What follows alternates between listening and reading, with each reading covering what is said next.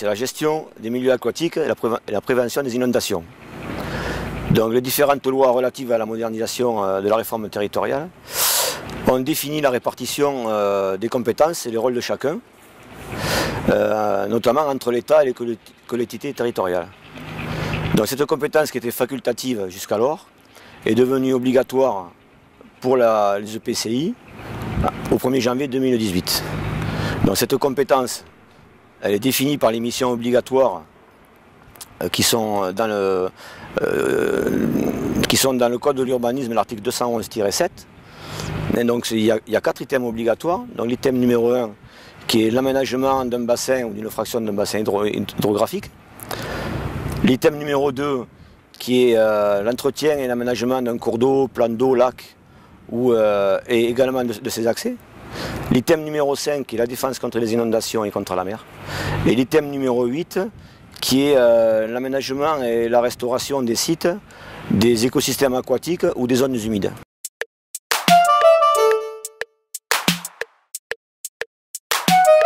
C'est un enjeu qui est différencié suivant à quel cours d'eau va s'appliquer la GEMAPI. Donc on a les cours d'eau de la rive gauche, on va dire de la Garonne, qui sont plus des cours d'eau de plaine, qui n'ont pas les mêmes problématiques que les cours d'eau qu'on va dire de la rive droite de la Garonne, qui sont sur des coteaux et qui peuvent être par moments capricieux et peuvent avoir des débits importants rapidement qui peuvent provoquer des dégâts sur l'aval. C'était le cas sur la commune de Paillé et malheureusement avec une personne qui est décédée. Donc là, de ce côté-là, c'est un enjeu important. Cette nouvelle compétence nous oblige à travailler sur une cohérence de bassin versant, sur une cohérence de bassin hydrographique, puisque ce qui se passe à l'amont impacte obligatoirement l'aval. Donc ça va nous obliger à avoir, c'est là où on voit que la solidarité a tout son sens, puisque nous allons pouvoir travailler sur la partie hydrographique, mais également sur la partie financière de l'ensemble du cours d'eau.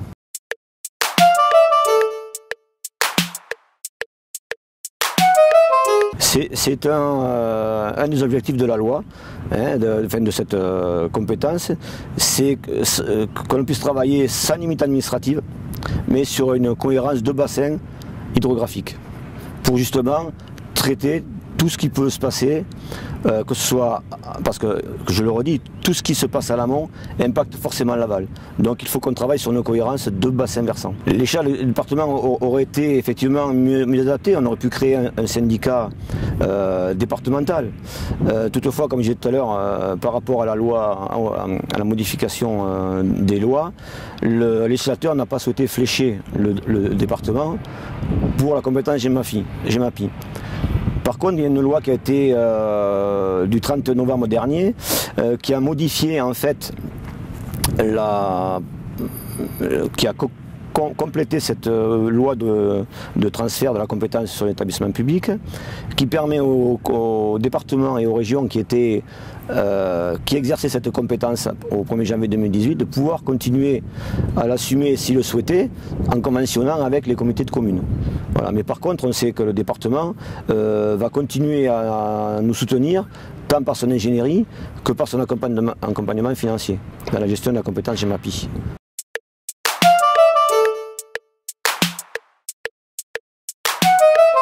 Ce qui change depuis le 1er janvier 2018, il faut que l'on définisse, on a commencé à le faire, à définir notre programme d'entretien, le programme d'investissement qui va concerner la mise en place de cette compétence. Donc nous allons définir un produit fiscal qu'on aura besoin pour gérer cette compétence, tant du point de vue humain que du point de vue entretien et investissement. Donc pour ce faire, nous allons instaurer, le législateur a laissé la possibilité au comité de communes d'instaurer une taxe qui s'appellera dans la taxe GEMAPI, qui est déjà fléchée sur nos feuilles d'impôt. Il y a déjà une colonne qui existe.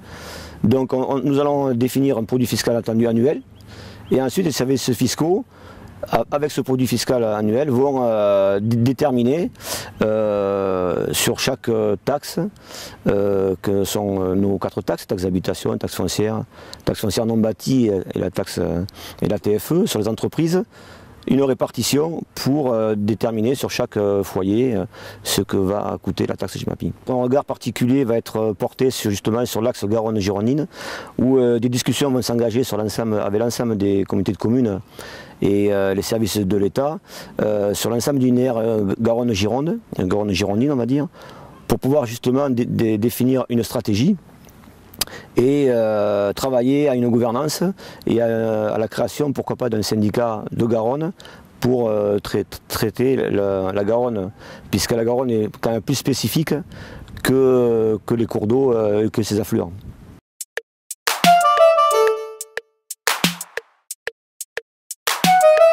Pour eux, ça va pas changer, ça va amener un interlocuteur supplémentaire, parce que dans la gestion des milieux aquatiques, tout ce que l'on va pouvoir améliorer dans le bassin d'un cours d'eau peut n'être que bénéfique pour les associations de pêcheurs. Et d'ailleurs, toutes les actions qui seront menées seront aussi faites en concertation avec tous les participants, tous les intervenants sur le plan d'eau.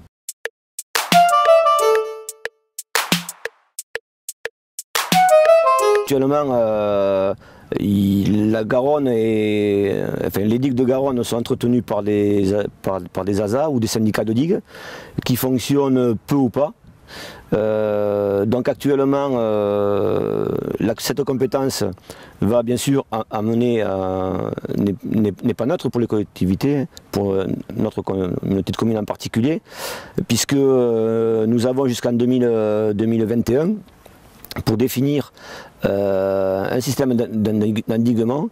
Ce système d'endiguement aura été défini lorsque nous aurons fait une étude de danger, justement pour définir les dangers que peut représenter la Garonne si elle déborde, et en fait aussi un système de protection. Nous allons devoir nous engager sur une hauteur de protection de digue qui sera définie et sur lequel nous allons nous engager. Alors c'est un des gros chantiers qui va démarrer à partir de cette année, puisqu'on a des objectifs jusqu'à fin 2021. Il faut qu'on ait défini notre système de protection, notre système d'endiguement.